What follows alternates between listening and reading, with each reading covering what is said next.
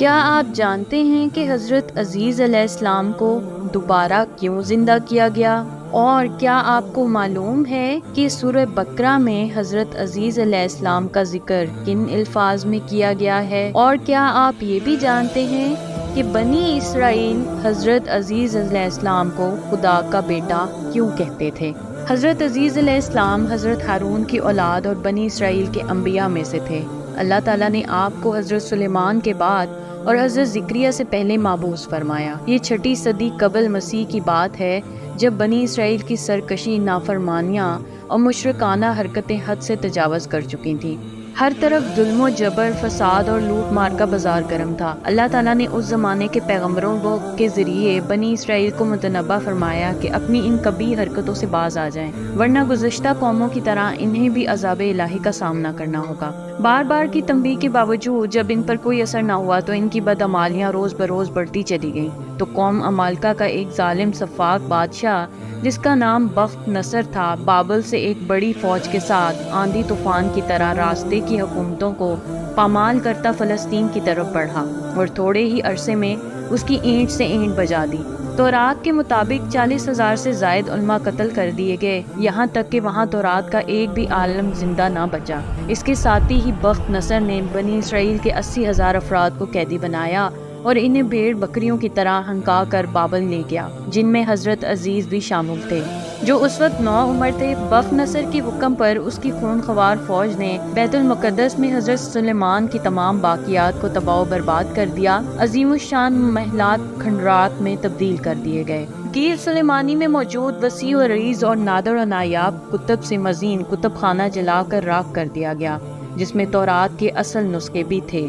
نیز تابوت سکینہ بھی کہیں غائب کر دیا گیا۔ تورات کے مطابق اللہ تعالیٰ نے اس ظلم و جابر بادشاہ پر عذاب نازل کیا اور اس کی شکل مسخ کر دی گئی۔ حضرت عزیز ایک طویل عرصے تک دیگر اسرائیلیوں کی طرح بابل میں قید رہے اور پھر اللہ تعالیٰ نے 40 سال کی عمر میں آپ کو منصب نبوت پر سرفراز فرمایا۔ یہودی حضرت عزیز کو اللہ کا بیٹا کہنے لگے۔ حضرت عزیز کو جب بابل کی اسیری سے نجات ملی تو بحکم خداوندی دوبارہ بیت المقدس تشریف لے آئے۔ اس وقت تورات کا کوئی حافظ زندہ تھا اور نہ ہی تورات کا کوئی نسخہ موجود تھا۔ آپ کو فکر لاحق ہوئی کہ اب اللہ کے کلام کو عام لوگوں تک کیسے پہنچایا جائے۔ چنانچہ انہوں نے اسرائیلیوں کو جمع کیا۔ چونکہ آپ نے بچپن ہی سے تورات حفظ کر لی تھی، لہٰذا اسے ان سب کے سامنے پڑھ کر تحریر کروایا۔ بعض اسرائیلی روایات میں ہے جس وقت انہوں نے بنی اسرائیل کو جمع کیا تو سب کی موجودگی میں آسمان سے 2 چمکتے ہوئے شہاب اترے اور حضرت عزیز کے سینے میں سما گئے۔ تب حضرت عزیز نے بنی اسرائیل کو ازسر نو تورات مرتب کر کے عطا فرمائی۔ جب وہ اس اہم کام سے فارغ ہوئے تو بنی اسرائیل نے انتہائی مسرت کا اظہار کیا۔ ان کے قلوب میں آپ کی قدر و منزلت بڑھ گئی، لیکن پھر وقت کے ساتھ ساتھ ان کی یہ محبت اور عقیدت غلو اور گمراہی میں بدل گئی، یہاں تک کہ بنی اسرائیل نے حضرت عزیز کو اللہ کا بیٹا کہنا شروع کر دیا، جس کے بارے میں اللہ رب العزت نے قرآن کریم میں ارشاد فرمایا، اور یہود کہتے ہیں کہ عزیز اللہ کے بیٹے ہیں اور عیسائی کہتے ہیں کہ مسیح اللہ کے بیٹے ہیں۔ یہ ان کے منہ کی باتیں ہیں، پہلے کافر بھی اسی طرح کی باتیں کہا کرتے تھے، یہ بھی ان کی ریس کرنے لگے ہیں، اللہ انہیں ہلاک کرے، یہ کہاں بھٹکے پھرتے ہیں۔ ابن عساکر نے حضرت ابن عباس کے حوالے سے روایت نقل کی ہے کہ آپ رضی اللہ عنہ نے حضرت عبداللہ بن سلام سے سوال کیا کہ اس فرمان الہی کا کیا مطلب ہے؟ ترجمہ: اور یہود نے کہا کہ عزیز اللہ کے بیٹے ہیں، یہ یہود نے کیوں کہا؟ عبداللہ بن سلام نے فرمایا، حضرت عزیز نے بنی اسرائیل کی خاطر پوری تورات حفظ کر لی، جس پر انہوں نے کہا موسیٰ بھی اتنی طاقت نہیں رکھتے تھے کہ بغیر کتاب کے پوری تورات سنا سکیں اور پیش کر سکیں، جبکہ عزیز ہمارے پاس پوری تورات بغیر لکھی اور بغیر کسی کتاب کے لے آئی۔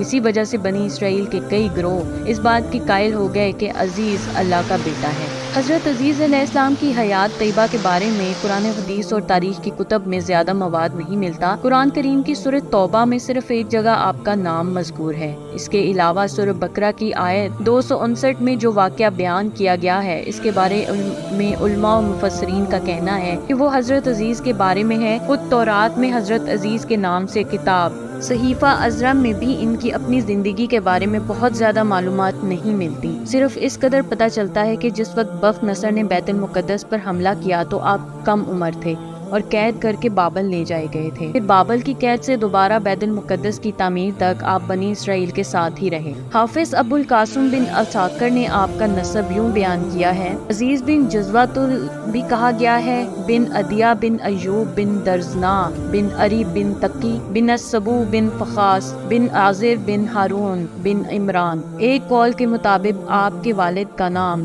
سروخا تھا۔ قرآن کریم کی سورہ بقرہ میں ارشاد باری تعالیٰ ہے: اور پھر اس شخص کو دیکھو جس کا گزر اس بستی پر ہوا جو چھت کے بل اوندھی پڑی تھی، وہ کہنے لگا اس کی موت کے بعد اللہ تعالیٰ اس کس طرح زندہ کرے گا؟ تو اللہ تعالیٰ نے اسے مار دیا 100 سال کے لیے، پھر اسے اٹھایا، پوچھا بتاؤ کتنی مدت پڑے رہے ہو؟ کہنے لگا 1 دن یا دن کا کچھ حصہ۔ فرمایا تم پر 100 سال اسی حالت میں گزر چکے ہیں، اب ذرا اپنے کھانے اور پانی کو دیکھو، یہ خراب تو نہیں ہوئے؟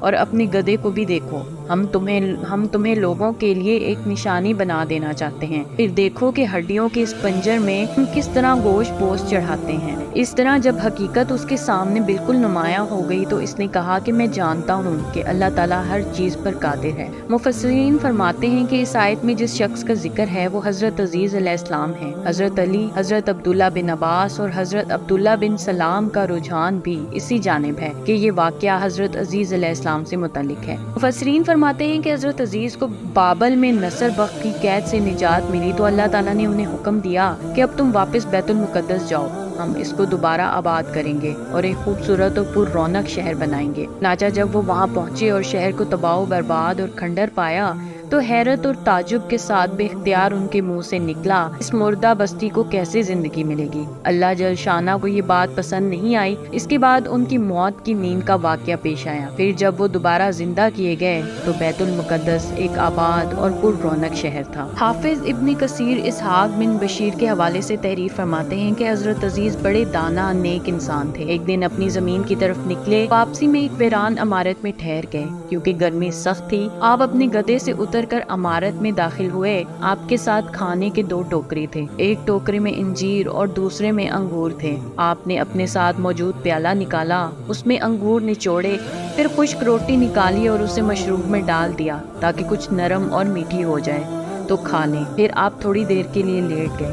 نظریں عمارت کی ویران چھت کی طرف اٹھیں تو دیکھا کہ یہ عمارت اپنے عرشے پر کھڑی ہے، اس کے رہنے والے مر کھپ چکے ہیں، جس کی بوسیدہ ہڈیاں بکھری پڑی ہیں۔ تو آپ کی زبان سے بے ساختہ نکلا، اللہ کیسے ان کو موت کے بعد زندہ فرمائے گا؟ آپ کو یہ شک نہیں تھا کہ اللہ ان کو زندہ نہ فرمائے گا، بلکہ اس کے طریق و کیفیت پر تعجب کرتے ہوئے فرمایا تھا۔ پھر اللہ عز و جل نے حضرت جبرائیل کو ان کے پاس بھیجا، جنہوں نے حضرت عزیز کی روح قبض کر لی، اور پھر 100 سال تک اللہ نے ان کو یوں ہی موت کی نیند سلائے رکھا۔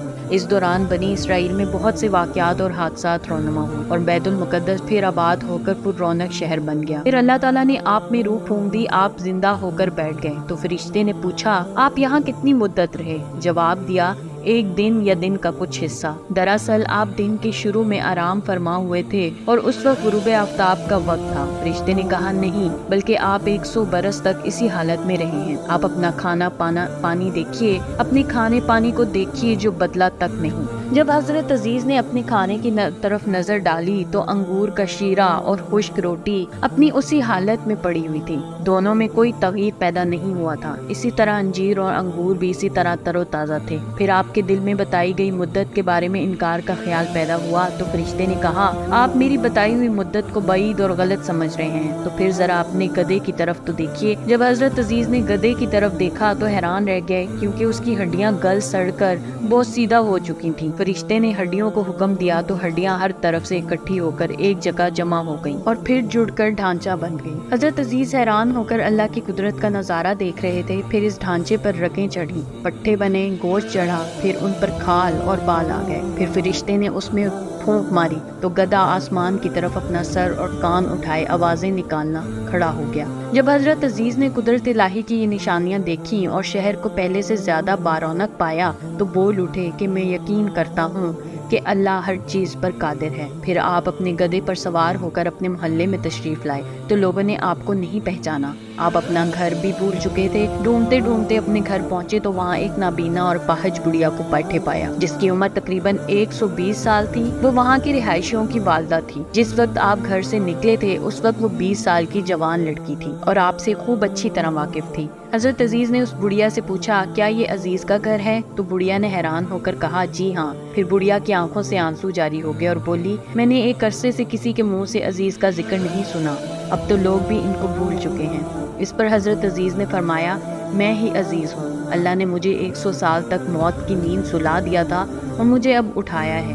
بڑھیا نے کہا سبحان اللہ، بے شک عزیز کو ہم سے پچھلے 100 سال ہو چکے ہیں اور کسی سے ان کے متعلق ہم نے کچھ سنا بھی نہیں، لیکن آپ کیسے عزیز ہو سکتے ہیں؟ عزیز تو مستجاب الدعوات تھے اور جس مریض یا مصیبت زندہ کے لیے دعا کرتے وہ فوراً ٹھیک ہو جاتا تھا، لہٰذا اگر آپ دعا کریں کہ اللہ مجھے بصارت لوٹا دے تو میں آپ کو دیکھ کر بتاؤں گی کہ آپ عزیز ہیں یا نہیں۔ حضرت عزیز نے دعا کی اور اپنے دست مبارک کو ان کی آنکھوں پر پھیرا تو اس کی بصارت بحال ہو گئی۔ چونکہ وہ اپاہج بھی تھی اس لیے آپ نے بڑھیا کا ہاتھ پکڑا اور فرمایا اللہ کے حکم سے کھڑی ہو جا، تو اللہ نے اس کی ٹانگیں بھی درست فرما دی۔ بڑھیا نے آپ کو دیکھا تو پکار اٹھی میں گواہی دیتی ہوں آپ ہی عزیز ہیں۔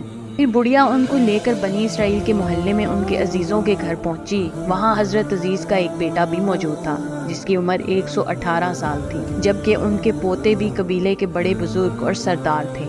بڑھیا نے ان سب کو آواز دی اور بولی یہ عزیز ہیں، اللہ نے ان کو 100 سال کے لیے موت کی نیند سلا دیا تھا، یہ اب اللہ کے حکم سے اٹھے ہیں اور تم سے ملنے آئے ہیں۔ لوگوں نے پہلے تو یقین نہیں کیا، لیکن جب اس نے اپنی بینائی آنے اور ہاتھ پاؤں ٹھیک ہونے کے بارے میں بتایا تو سب حیران رہ گئے۔ ان کے بیٹے نے کہا میرے والد کے دونوں شانوں کے درمیان ایک سیاہ نشان تھا، آپ نے اپنے شانوں کو کھولا تو وہ نشان موجود تھا۔ پھر بنی اسرائیل نے کہا ہمارے اندر کوئی تورات کا حافظ نہیں تھا سوائے حضرت عزیز کے، اور بخت نصر نے تورات کے سارے نسخے جلا دیے تھے، لہٰذا آپ ہمارے لیے تورات کو لکھ کر دکھائیے۔ حضرت عزیز کے والد نے بخت نصر کے ایام میں تورات کے ایک اصل نسخے کو دفن کر دیا تھا اور آپ کے علاوہ کسی کو اس جگہ کا علم نہیں تھا۔ چنانچہ حضرت عزیز ان کو لے کر اس جگہ پہنچے اور گڑھا کھود کر تورات نکالی جس کے اوراق بہت بوسیدہ ہو چکے تھے اور لکھائی بھی مٹ چکی تھی۔ پھر آپ سب کو لے کر ایک درخت کے سائے میں تشریف فرما ہوئے، اتنے میں اللہ کے حکم سے آسمان سے 2 شعلے اترے اور آپ کے سینے مبارک میں داخل ہو گئے اور آپ کو پوری تورات خوب یاد آ گئی۔ آپ نے نئے سرے سے تورات لکھی